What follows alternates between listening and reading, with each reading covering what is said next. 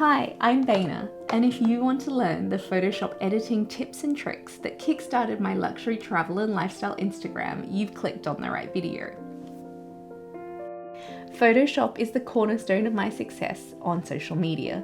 When I started sharing photos over 5 years ago, I would never have dreamed my phone pictures would take me to incredible places all around the world. And it all started with using Photoshop to take my pictures from this to this. Today I'm taking you through my editing process in a mini workshop full of tips and tricks from beginners to advanced. So whether you want to dip your toe into the world of editing or really get into fine-tuning those tiny details, you'll be able to add something new to your Photoshop toolbox. Let's do it!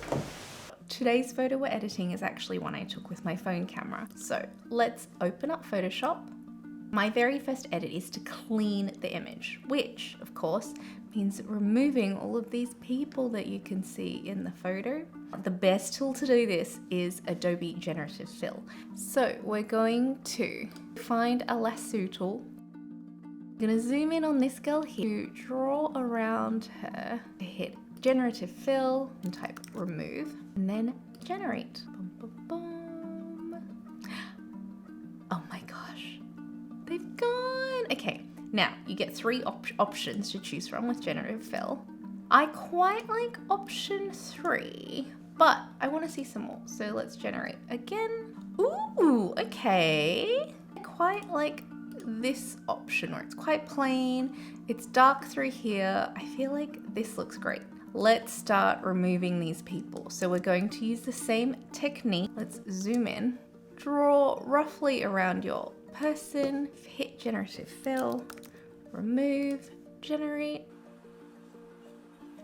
boom. Oh, okay, I like option 3, done. Now we're going to go around the different people and repeat.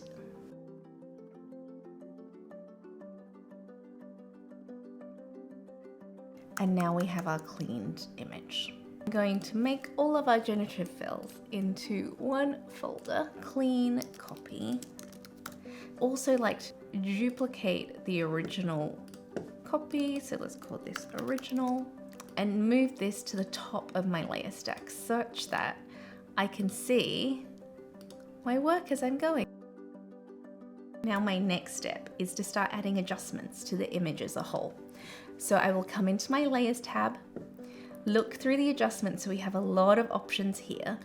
I'm going to use my levels adjustments layer, which allows me to change the level of the darkness and the lightness in the image. So this is tweaking the darkest part of the image, this is the brightest part of the image, and this is in the middle. I want to make the darkest parts a little bit lighter, so I'm going to pull just here, just to give us that little bit of lightness through there. So I think about there looks really good. And we can apply other adjustments. So I might apply a hue saturation, we increase the saturation. I might want to make this image a little bit warmer or cooler.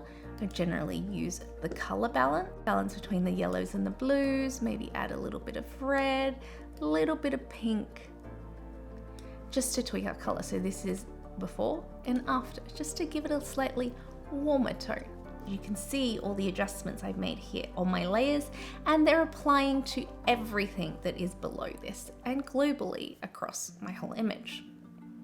Now for the advanced step. The real power of Photoshop is the masking and selection.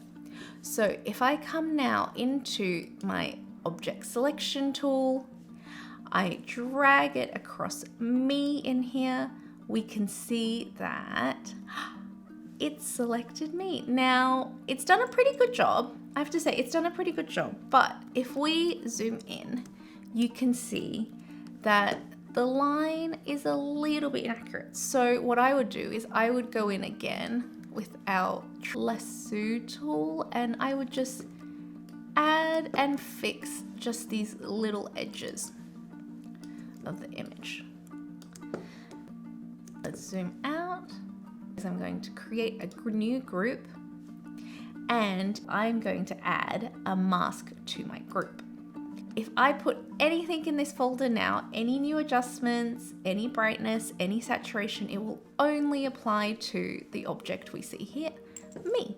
If I wanted to make myself a little bit brighter, I can tweak it to make me a little bit less contrast there. Now I can see here that this side of my body is a lot darker than the back side where we have the sun shining on it. So what I might do is add another levels layer with the idea that this levels layer will only apply to this part of the image. I'm going to adjust it to where I would like it to be just for that area. I'm going to make the mask on this one layer all black, and then using my paintbrush, I can now paint onto this mask and just add the brightness back to the areas I want. Now you can see we've just lightened through that one side of me to make myself pop out that little bit more. I don't love how this side of the image is a little bit too bright, so I can pull down the exposure. Again, I'm going to block off my layer and just paint back in where I want to apply that change, just through here. So now I've made myself a lot more even, a lot brighter in the image. I also might want to come to my bag to make this a bit more brighter, a bit more colorful. We used our object selection tool, which is fairly accurate, but we have some minor bits that haven't been added. Looks pretty good. A new group just for my bag. Let's call this one me, so we can keep our file nice and neat. With a levels layer, I can make the bag a bit brighter. I can tweak the color, make her a little bit more pink. Maybe we can even just add a little saturation to make her pop.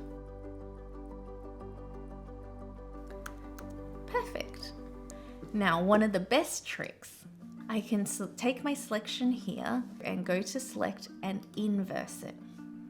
Now, if I create a new group just for this particular area, you can see that now I have the selection just in the background, so I can make any adjustments I like to the background. Let's rename it. I think that this area here, for example, is too bright.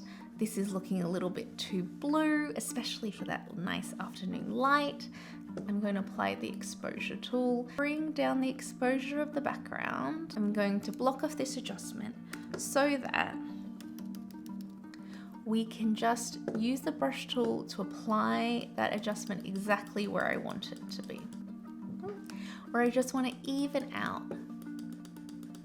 the lighting. Now, I might want to lighten through these darker areas. I'm going to tweak it to about there and just paint where I want that to be applied. I want to make the whole background a little warmer. We use our color balance. We can see now, this is my original, this is where my images ended up. So much cleaner, so much brighter. One final thing, this is a phone image, which means everything is super crisp. But what I love about a camera image is that you get a beautiful blur in the background. So what we can do in Photoshop is we can add that in. Using my background layers, I'm going to duplicate just my background. So this is without any of our adjustments on there. If we go to filter, blur, and we go to lens blur, you can see we can add that lovely blurry background. This has applied the filter to the whole image.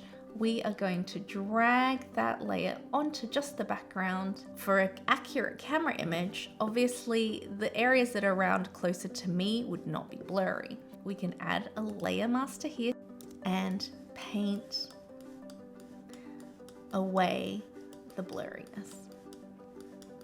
So we're going to make it sharper in the areas that are around me. And then for the areas that are further away, we're going to let them stay blurry. We have our original to compare to. So this is our before and this is our after. she's looking good. I like it. Once I'm happy with the image, I'm going to go to File and Export to Share. Everything I've learnt about Photoshop has been through experimentation and watching videos like this, so I hope this has given you some new ideas to try for yourself. I can't wait to see your creations as you enter your own Photoshop era.